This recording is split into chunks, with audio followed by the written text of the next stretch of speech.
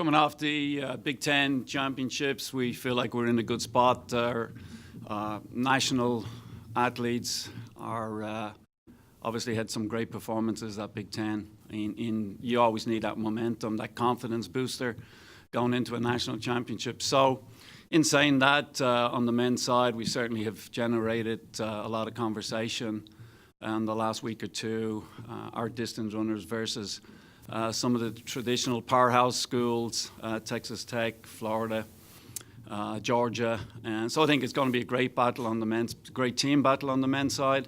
And obviously it helps with having great athletes like Ollie Hoare and Morgan McDonald, who are in the top 2 or 3, if not leading the nation. In our DM team, ranked 2nd currently. So, yeah, very excited. Kids are really looking forward to this opportunity. And same on the women's side, obviously with Alicia Monson leading the 3K and being ranked right up there in the 5,000 meters. So, you know, it's always a tough double to do, and obviously Morgan's going to have a shot at that also. So, yeah, some great individual stuff, but very excited also about our women's DM team going for the first time. So a lot of firsts during this indoor season. So all in all, great buzz around the team. Kids are really excited about this opportunity.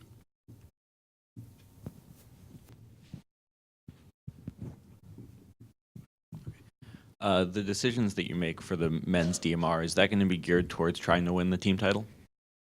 Well, it depends on who you're reading right now today. If you're listening to FlowTrack, they've already handed us the team trophy, and they've already decided on our lineup. I think they decided that back at Christmas time. So, yeah, I mean, come on. We've got 3 or 4 kids that are going to be asked to do a lot of work this weekend. When you look at the volume, I mean, to run a 5,000 meters on Friday, come back around on Saturday and run the 3,000 meters, and I'm specifically talking about Alicia and Morgan. When you get to this level, top 16 in the nation, everyone's a great athlete. So we'll make a decision after some prelims on Friday, what our exact lineup is going to be for the DM and also for what we'll do on Saturday. And it'll depend on, you know, what the team race looks like. But yeah, we're in that national conversation, and that's kind of fun. It's been a while. 2013, we were 3rd place, and just being in the conversation, it generated a lot of excitement in the locker room, both locker rooms. Mick, you've been around this for a long time, but do you ever kind of sit back and look at Morgan, look at Ollie, and even Alicia for that matter, and just say, wow, this is pretty special what we've got here? Absolutely. I think I said that 2 weeks ago that, you know, after we came back from Milrose Games, you kind of sit back and look at it. You're right. It's been a long time. I've been in this business 36 years. And to have, you know, the stars all line up like this and have 3 kids that are, you know, top of the nation in their respective events, it's been a great journey. It's you know, obviously testimony to their hard work, to their commitment to the team, commitment to their sport, loyalty to their coaches. And they're just at another level, and they believe every single day when they get out there that they can run with the best in the nation. And to be around those athletes, that has a, you know, a trickle-down effect on everyone in the locker room. It's a fun group to be around right now. There's a great excitement. Even the young kids, even the freshmen, like we got a young kid, Shoaib Ajabali, who made the U.S. team a couple of weeks ago and is heading to the World Championships. He's latched on to Morgan McDonald, and it's kind of fun to see that. So, and it's the same in the women's locker room. A lot of our young distance runners are latching on to Alicia and Amy Davis. And yeah, I mean, success breeds success. So it's fun right now to be around this group. I believe, if I'm not wrong, this will be the first time doubling in a national championship for all 3 of Alicia and Morgan and Ollie. Has there been any special preparation or specific preparation geared towards that during the season in terms of workouts or workload? Well, you know, we opened up very late with Morgan's first run was Milrose Games. So I'm not so sure that was, we had intended to go earlier, but he had a little bit of an issue over the Christmas break, and he missed a little bit of training, not an awful lot, but that Melrose Games was his first one. You know, I don't know that he had in the back of his mind that double or triple. He got very excited about the opportunity on the DM. His 252 in Notre Dame, you know, showed that he embraced that opportunity. He kind of was a new distance for him. He kind of really liked doing that.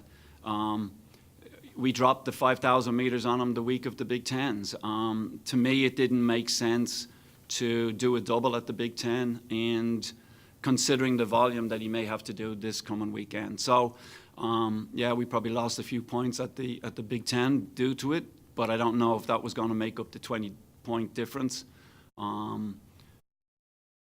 at the Big Ten meet. We had a really good Big Ten meet on both sides, without, you know, overdoing it with the athletes that are going to the national championships, and that was the plan. What's encouraging you about the two heptathletes you have at the indoor meet this weekend? Yeah, it was a great opportunity. Zach Lorbach got in. He was 17th. He got in because it was a scratch. We had heard about that, one of the athletes from Nebraska, and we knew about it. He got injured at the Big Ten meet, and you know, Zach was fortunate enough to get in. He's got an opportunity to show everyone that he belongs in that field. Trent Noites, we kind of backed off a little bit at the Big Ten meet. We didn't allow him to take all the jumps. That was a decision that Coach Davis made, and hopefully that's going to pay off. We're going to need, in order for us to be in that picture on day 2 for a trophy, we're going to need those guys to score some points. They know about this. They got excited about it once the distance guys started talking national championships, talking about trophies, going back over the last couple of weeks. So they've embraced that. But we're going to need those guys to obviously score some points also. Morgan versus Grant Fisher is a matchup that's gotten a lot of attention, certainly from the outside in the last few months. Is that a rivalry or a matchup that he embraces? Does he look forward to it when he knows it's happening? Yeah, absolutely. Both guys, they're incredible athletes, and they're going to have a great future. Maybe they'll be training partners down the road, but they're embracing this. You know, that cross country, everyone knows Grant wanted that title just as much as Morgan did. There was hair separating them in the end. You could see Grant, I was a different Grant Fisher that showed up in Melrose Games. He was ready for that race, there's no doubt about it, and he'll be ready this coming weekend. He's going to Stanford. The DM is something that they're always fired up about. So there's a possibility that Grant and Morgan may end up, you know, going against each other a couple of times this weekend. But that's a great rivalry. And they both embrace it. After Melrose, saw that both of them spent a lot of time together. You know, so they know what's at stake this weekend. So the friendship part of it will probably go out the back door till after the meet. But then they have enough respect for each other. On the women's side, you have Bonke Ojini competing in the shot put and weight put. This is her second straight year doing both those events. How is she feeling about it? How's she looking going into this weekend? Yeah, Bonke had a bit of a tough Big Ten meet. We've talked her through that, and I think that was you know, we got fired up for Big Tens as we always do, but more so I'd say on the women's side.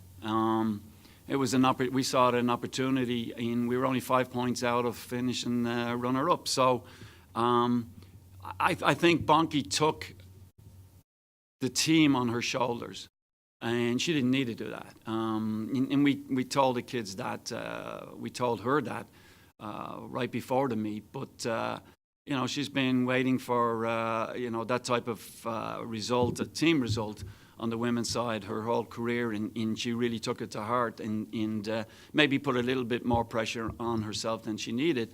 But she's looked very relaxed over the last couple of, since the Big Ten meet, the last couple of days. So, yeah, we're expecting great performance out of her. this is her last opportunity for an indoor meet. So let's go have fun with it. That's the message we're sending all our kids. These opportunities don't come around all the time, and especially today with the standards just to get into this meet. I mean, sometimes as coaches we just take it for granted. We've gone through the descending order lists this morning with some of our younger guys, and it's phenomenal what's happening around the country in all events. I mean, something we're familiar with, the mile. I mean, it's gone crazy. The 3,000 meters, you would get into that meet on the men's side every year at 7:53, 7:54. This year it took 7:51. And I know there are times that not everybody understands, but it's just every single year the bar gets just raised higher and higher. And it's incredible to see athletes in all disciplines across the country responding. It's phenomenal.